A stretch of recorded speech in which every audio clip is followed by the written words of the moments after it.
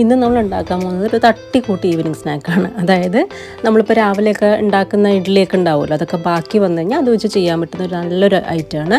അപ്പോൾ ഇന്നിപ്പോൾ രാവിലത്തെ ബ്രേക്ക്ഫാസ്റ്റിൽ നിന്ന് എനിക്ക് 2 ഇഡ്ഡലി ബാക്കി വന്നിട്ടുണ്ട്. അപ്പോൾ അതെന്താ ചെയ്യുക ഇങ്ങനെ ആലോചിച്ച് നിന്നപ്പോഴാണ് ഈ ഒരു ഐഡിയ വന്നത്. അപ്പോൾ ഞാൻ ഇഡ്ഡലി വേഗം ഇതുപോലെ ക്യൂബ്സ് ആയിട്ടൊന്ന് കട്ട് ചെയ്തെടുത്തു.